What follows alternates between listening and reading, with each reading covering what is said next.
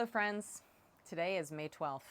It is Mental Health Monday. Let's make it that for today. I'm sure that's every day. But today I want to talk about mental health and cancer. And if you've been following me, which I'm sure if you're watching this, you probably have been, you've probably been wondering where I've been. It's been a couple months. And I think I left off that I was going to go to this survival school and I was going to check back in with all of you and let you know how it went. And then I just ghosted and disappeared. And honestly, I did do a video March 31st, but I decided not to post it for various reasons. But that post was kind of like a summary of what the survival school, first weekend was like, and kind of just an overall of check-in, kind of where I've been. And today I want to do it more directed on like what I've been doing to balance out my mental health and, talk about like what happens after you've been kind of through treatment and everybody thinks, oh, look at that, you beat cancer. You must be so relieved. You're all better, right? Like you beat it. So you should be happy and living the best life you can live, which is an awesome thought. And yeah, that's where I think everyone should be living their best life, but it's not really that reality for most people, especially I would say in this stage. I am now like a year and a half out from being diagnosed, and I finished, my treatment after I recovered from surgery and after we got through Helene and all that other stuff. So this whole recovery has been really muddied. It's been really muddied. It wasn't what I thought it was going to be like. I thought I'd be like chilling, catching up on Netflix, watching movies, reading books, just a lot of lounge time. And that has been like so far from what actually has been happening. Not a lot of lounge time. And I am now back into work. So I got back into that like toward the end of February. And yeah, so a lot has happened. And I'm definitely feeling good about where I am in life. I'm happy to be on this side of it compared to all the things I've been through over this last year and a half. But I think this is when reality kind of starts setting in, when people start, disappearing from my life. Not like they need to, it's just a fact of life. Everybody has to get back into their own rhythms. And I'm not one to judge. I am just like that. And I'm very much stuck in my own rhythms in life. And, I think it's easy to not check in with people. So there's no like blanket blame going out here. It's just that things start to go back to what is called normal. You just get on with your life, right? Like get on with your life. But I'm trying to figure out, what does that life look like for me? Where do I fit in this life? And what does make me happy? Like, what am I looking for in life? Yeah. What am I looking for in life? And I'm sure this is a question everybody should be asking themselves. What are you looking for in life? Because if you only get this one life that we know of, that we're guaranteed, you're living right here, right now in the present moment, what do you want to do with it? Big question. So as far as I'm doing, I guess mentally, I'm feeling good. I'm feeling stable and all of that good stuff. I'm feeling more emotions, I would say, than ever, but that's partly due to the survival school that I'm in.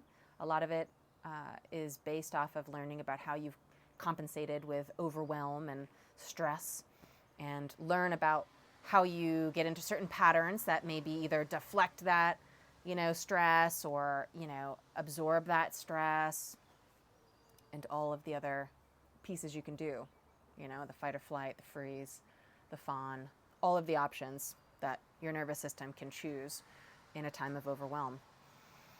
So I think emotions are really good. It's really good to feel stuff, even though sometimes you start noticing how yucky you've been feeling or tired at the end of the day. I don't think those are bad things. I definitely feel those things more. which has helped me not try to overdo it in my office. I think, a year and a half ago, Janine was kind of all in. Let's get people in. If they're hurting, I'm not hurting. Let me help them not hurt, right? So definitely wanting to help, always wanting to sort of be the hero, wanting to extend myself in order to get people into better places, but rarely would I ever have cast out, the hope that somebody would extend their help to me. Rarely would I have ever asked for help. So I think current Janine, present Janine, is learning asking for help is not a weakness. It's not a vulnerability. In fact, it's empowering the person you're asking help from, and it's giving them the opportunity to, show their strengths and allow them to feel purpose. So current Janine is trying to embrace that more. It's definitely not easy.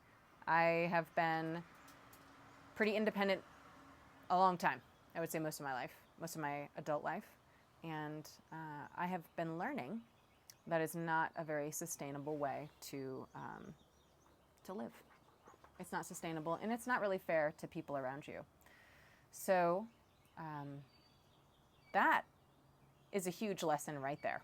I think most people should sit in that and understand, what it takes to build a community and how to lean on others. These are life lessons we should have been given. And this is not something that our society nurtures. This is not something our society necessarily promotes, because it's better, right, if we're all doing our own thing and absorbed in our own worlds. I won't go down a political standpoint or a world outlook standpoint, but it seems to be that we're pushed to do things on our own. That's how you get respect. That's how you get honor. You just handle it yourself. And unfortunately, that couldn't be farther from the truth. That's not the way our world should work, and it's not the way humans were designed. We were supposed to be in communities with at least another 120 of us taking care of our children together, our elders. We were supposed to be supporting each other. And it's unfortunate that we don't have much of that in our day-to-day these days in this type of civilization. So I am learning to embrace that much more. In the survival school I'm in, the Deep Remembering, it's very much about asking for help. In fact, we had a whole drill this last time. So now I've been twice. I've been there 2 different weekends because it's once a month. And I'm going back this Thursday. So it's a little shorter. It's only been like 2 weeks since the last time I was there. I'm going back a little sooner. So I think that's because of spring and things are like really waking up in the woods, and it's like really fun to get out there and identify plants and yeah, so I'm excited to get back out there soon.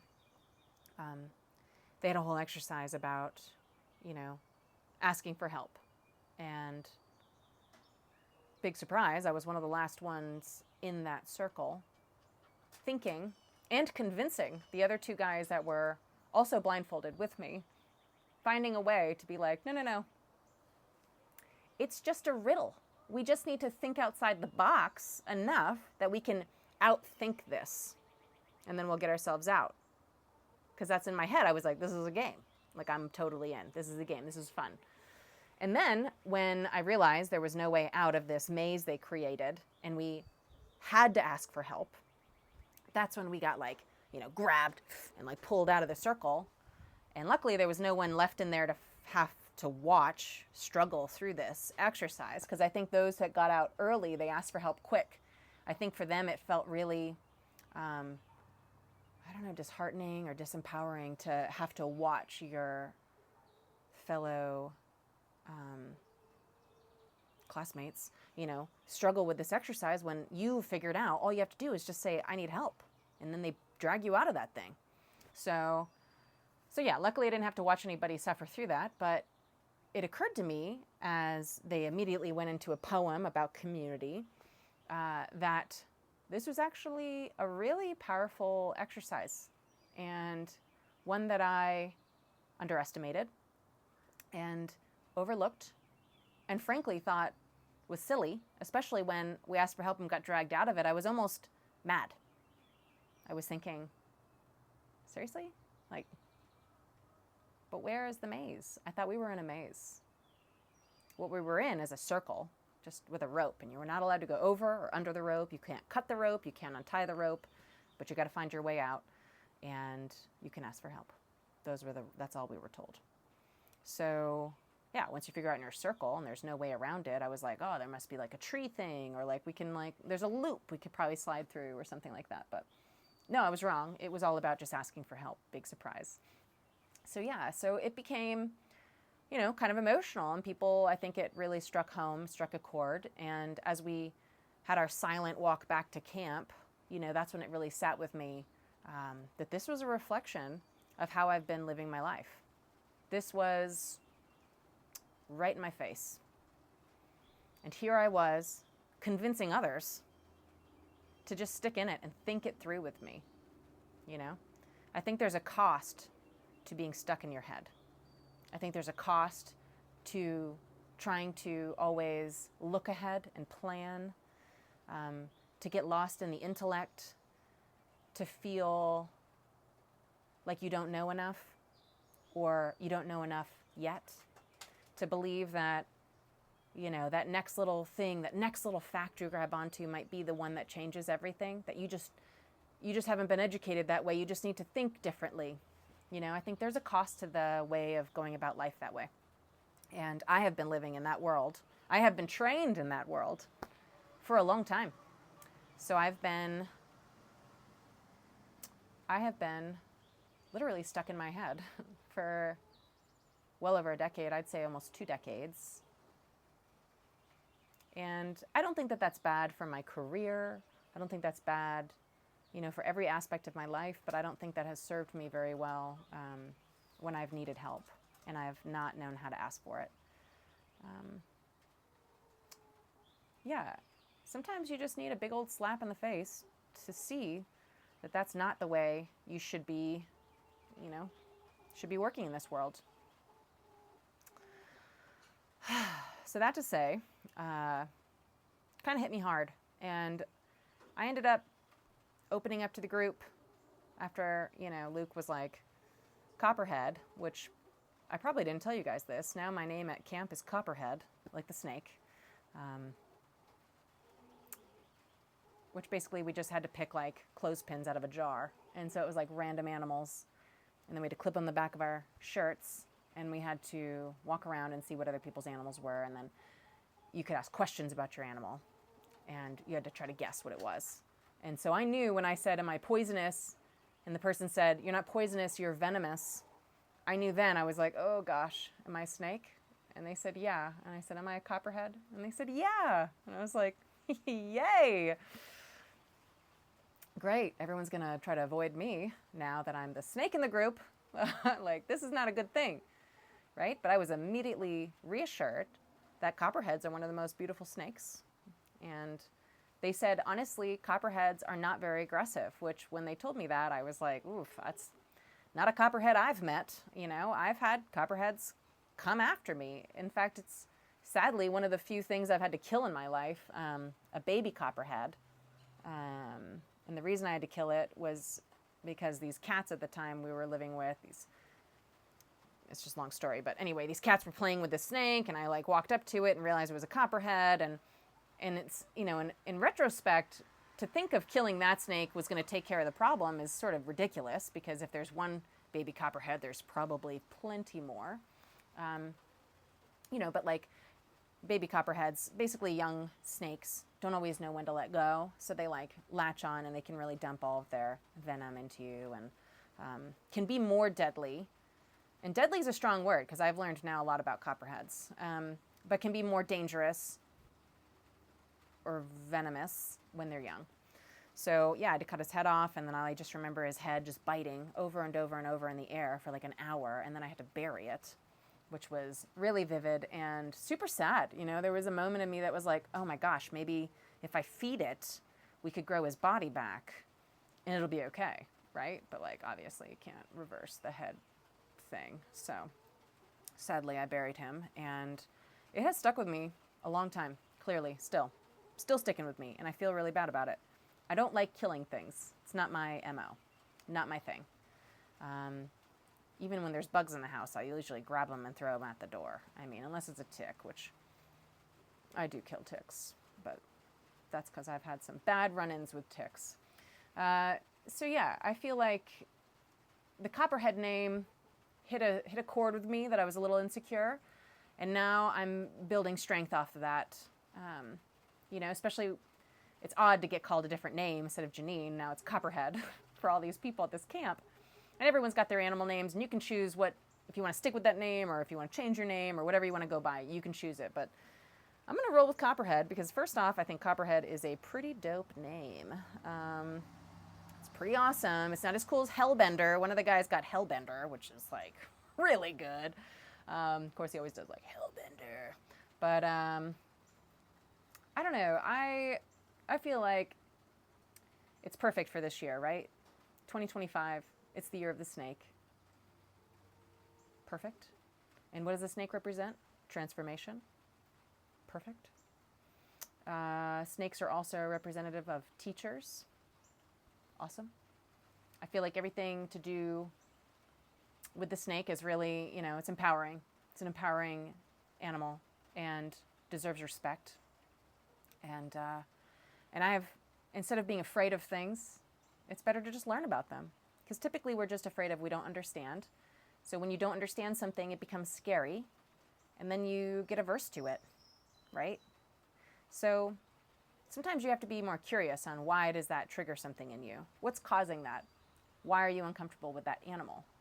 Most of us have never even seen a copperhead in person. And in fact, copperheads get killed a lot. And so do a lot of other snakes because they think they're copperheads. And, if you look at it in that perspective, humans are the problem. Like the copperheads have been here. They're doing their thing. They're clearing out rodents and all sorts of stuff that we don't need. We don't want too much of. They're keeping the balance of life. And, because they're a nuisance to us, we often kill them. And so, it's not fair for snakes. And so I'm going to I'm going to try to embrace that snake energy. Also, another piece of this snake thing for me that kind of hit home is that my favorite move in Qigong is the snake sheds its skin, and it's a wonderful move. It's very fluidic, and a lot of Qigong is, it's like a moving meditation. And I would definitely say Qigong over the last year has been very helpful for my mental health. I do it at home at times. I need to be better at that practice and making sure I do it more often. But I do it. I do it more often than I ever used to. And I also go to a class once a week. And I find Qigong very soothing to my nervous system.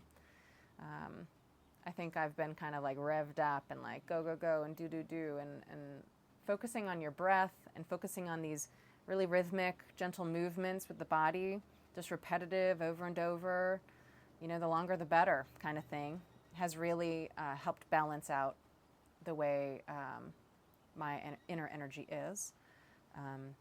So I think Qigong has been extremely helpful for my mental health. And there's all sorts of fun snake-like moves and dragon moves and all sorts of like spiraling moves that are really yummy to the body. So I'm on a tangent now. Let's go back. Mental health and cancer. Other things that I think have been for me really helpful. This whole past year, I have been doing neurofeedback, which is like they hook you up. They have like little glued sensors onto your brain. And so it's like a biofeedback type of therapy. And it's in real time sort of measuring your brain waves. And then, for me, it's like a visual thing. They're like a little video game thing I have to play with my eyes. And you direct it, and it allows you to basically drop into this calm sense where all the brain waves start to separate out and be in better alignment.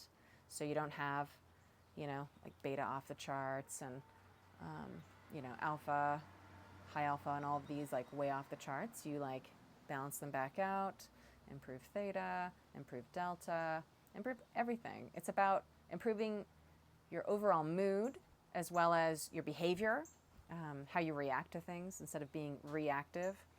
It allows you to sort of step back and see things as less of a, like, oh, this is a threat to me, I need to respond, Instead you see it like, okay, this is a thing and I'm going to just approach it, with a level head. So I think neurofeedback has been really helpful for my mental health.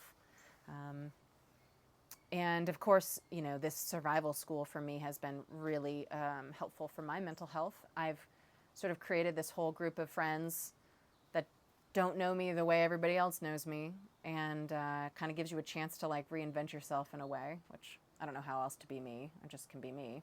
But I'm trying to be the best version of me that I can. And yeah, so I feel like being in the outdoors, it's camping. Now that we're in Hidden Valley, it's like this little valley tucked off of Earth Haven and Black Mountain. And so it's like this really separate little space, little, pearl in nature that we get to enjoy. And yeah, we get to like walk around and eat the plants. And I mean, I got to taste sassafras, like the leaf tastes like Fruit Loops. It was really incredible. I've never would have thought to eat the leaf. Gosh, we ate all sorts of stuff. I don't even know all the names of everything. This next week, we're going to do more of the local plants. So we'll be diving in even more. But I also made fire. So I got to make fire.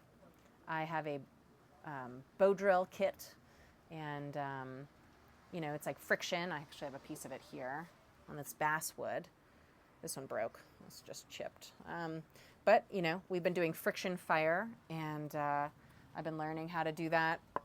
Like the bow and everything, which I'm making my bow right now. It's sitting in my car, trying to get hot enough so that the wood stays at the bent shape that I've got it set right now, and then once it stays in that position, I can actually put my other paracord on it and start using it as a bow.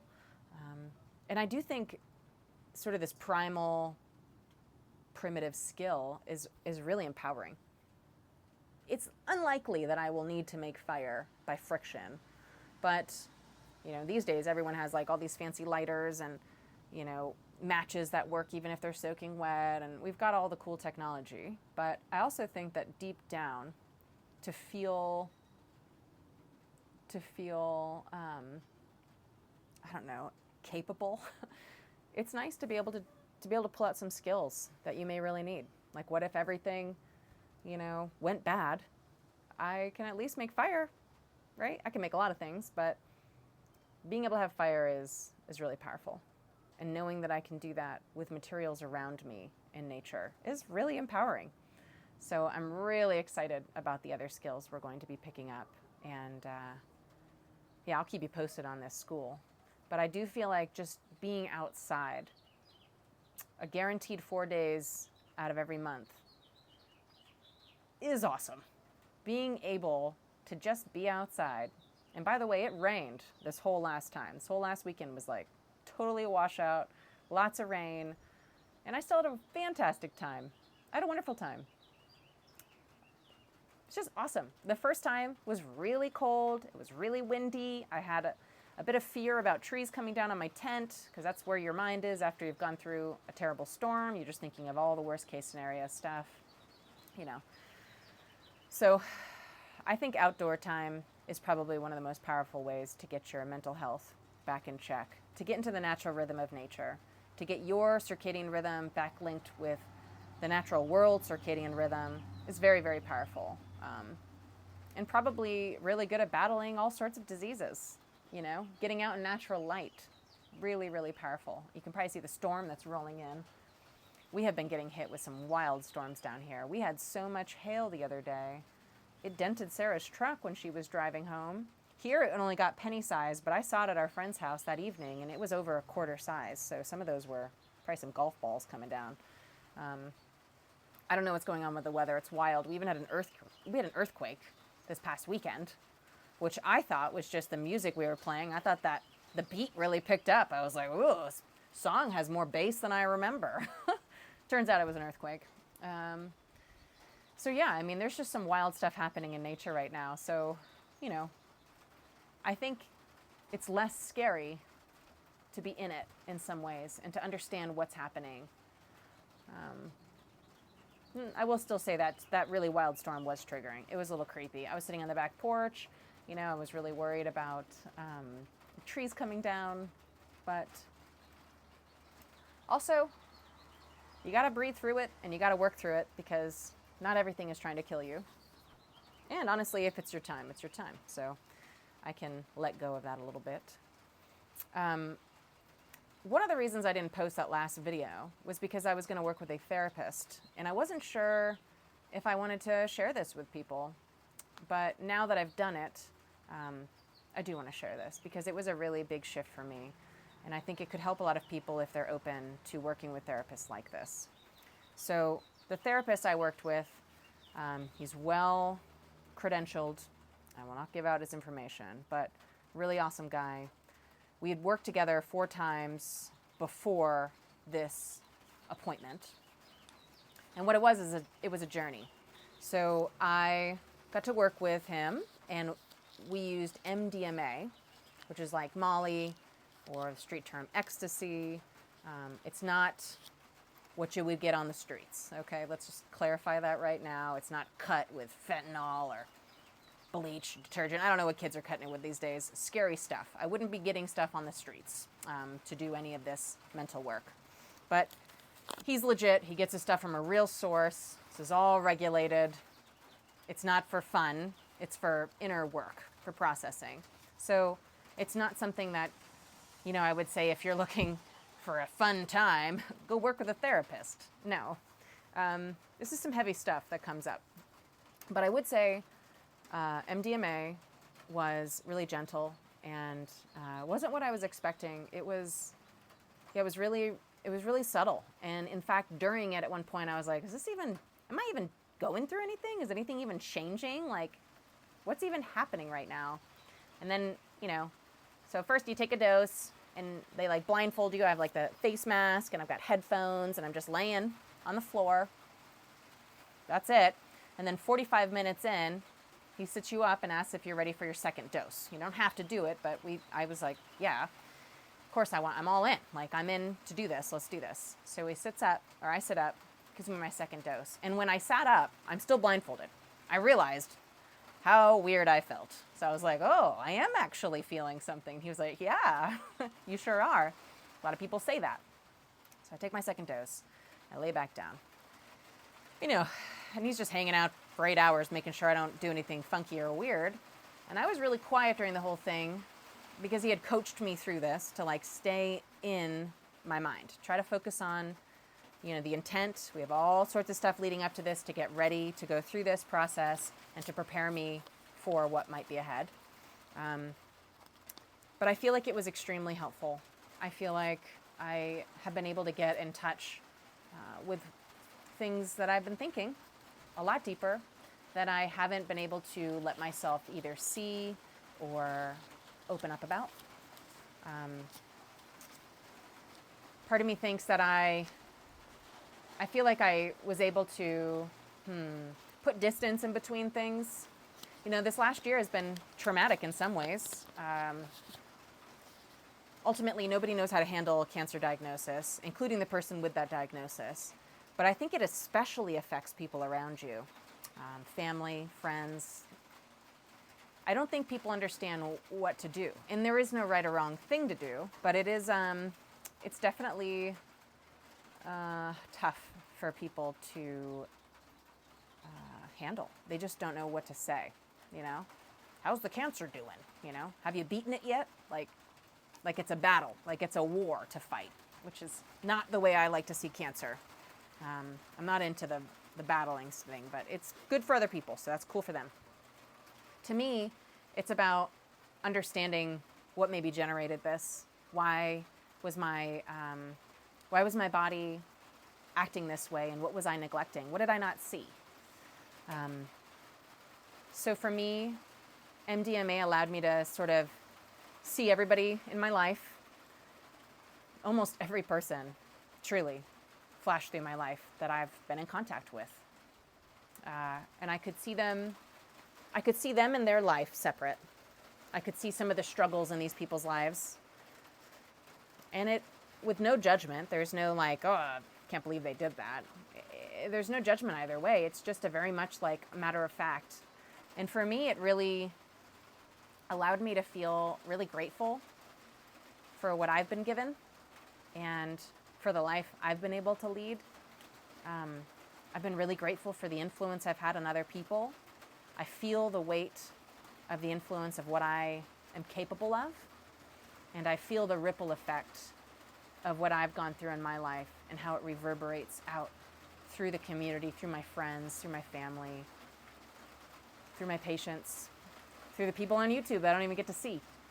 Some of you I probably don't even know, or I haven't seen in, over a decade or more. It helped me let go of relationships in the past that I'd been holding on to for whatever reason, insecurities or thinking things would change or people would come back. It allowed me to see my play in all of it, and that, if I push those people away, why would I expect them to come back? So it allowed me to own the decisions I made and the consequences that came about. And not in a negative way, just as that's where you were then. You're not there anymore. In a lot of ways, I'm a very different person than that person. I can see that I didn't do things as gracefully as I could have at times. I think everybody has, this is life. This is how you get through life. You have to make mistakes to learn and move forward. And yeah, it allowed me to have some perspective. And ultimately, that has allowed me to move forward in my current relationship with the boundaries that are just easier to define for me. I can see now what I'm okay with and what I'm not okay with. I can see how I have held back from some people, including Sarah. I feel like there's always been this small thing where it's I want to dive all in, but there's part of me still holding back, and why? And now I don't feel that. I don't feel that. I feel like I can just be open and I can just talk about anything. And, even if it's tough conversations, which a lot of those are really tough conversations, I feel a lot of gratitude for getting a chance to experience the things I've experienced in my life. I think it allows you to decide, to look at how that worked out and then decide how you want to move forward.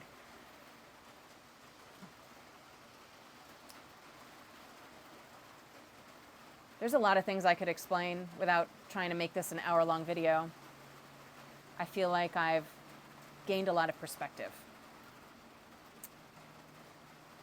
For me, it was a very nurturing experience. And truly, probably the most dramatic shift from all of it was the few days after, when I was really processing what I had just gone through. Because part of me didn't believe, that much came about from it. But I ended up getting a cabin in Marshall so that Sarah and I could get away from the house, and Junie and I and Sarah could all just get away from our day-to-day activities and our home and our obligations to our yard and all the things I feel tied to.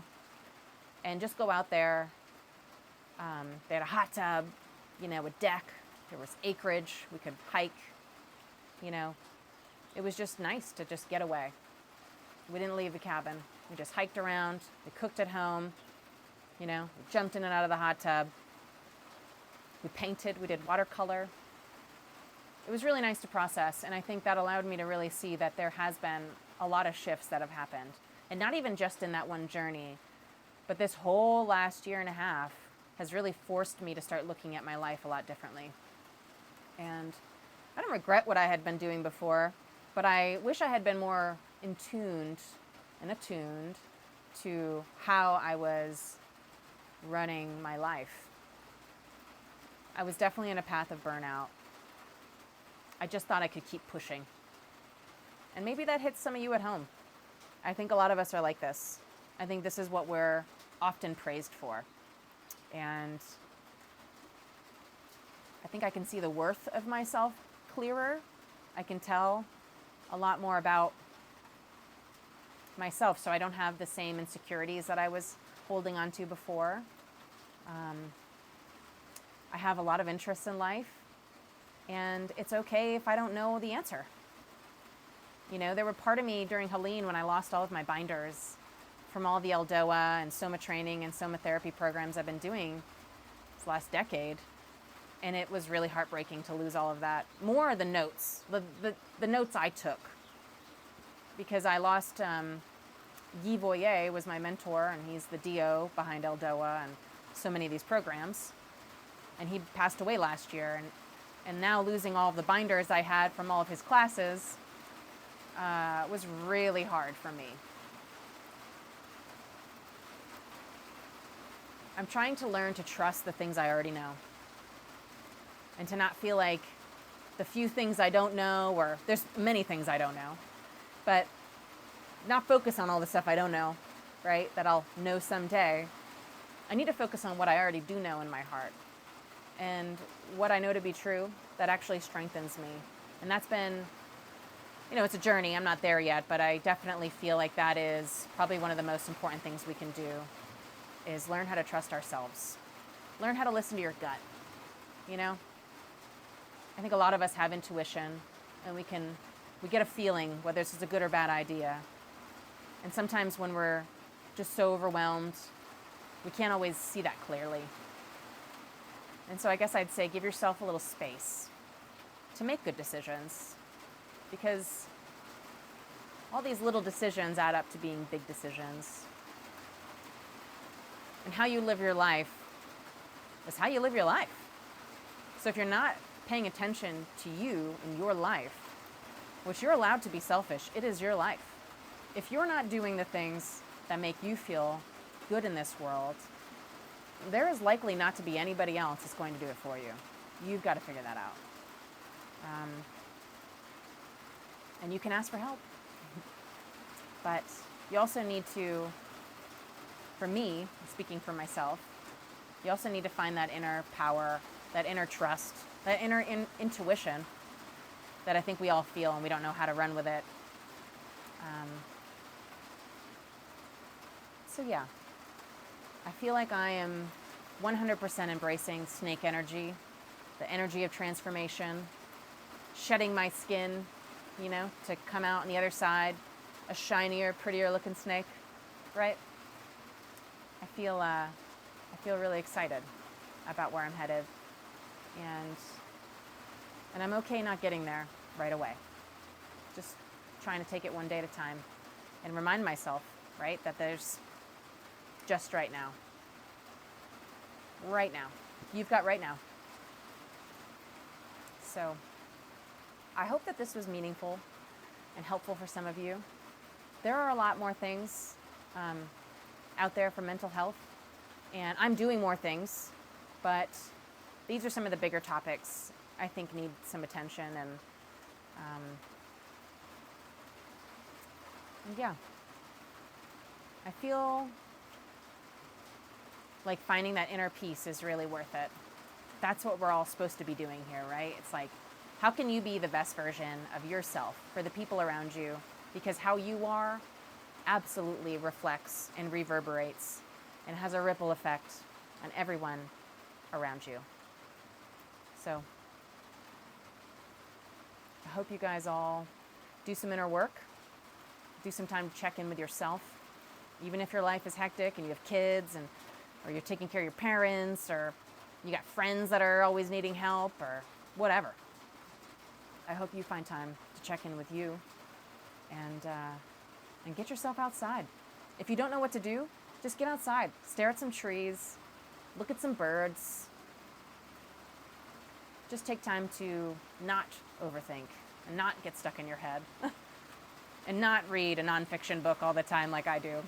Try to just listen. Like right now. It's raining. Sounds so nice. Thank you for listening to me. I really appreciate you guys catching up with me. I know this was a long one. I hope I have given some ideas for all of you. And yeah, I just really appreciate you guys stopping by. I will probably check in another month or so, and I look forward to speaking to you then and having you listen. feel free to leave any comments. And thanks again for checking in with me. And have a great rest of your week. It's Mental Health Monday, so I hope you all get through your week and get to the weekend and just embrace every moment you have.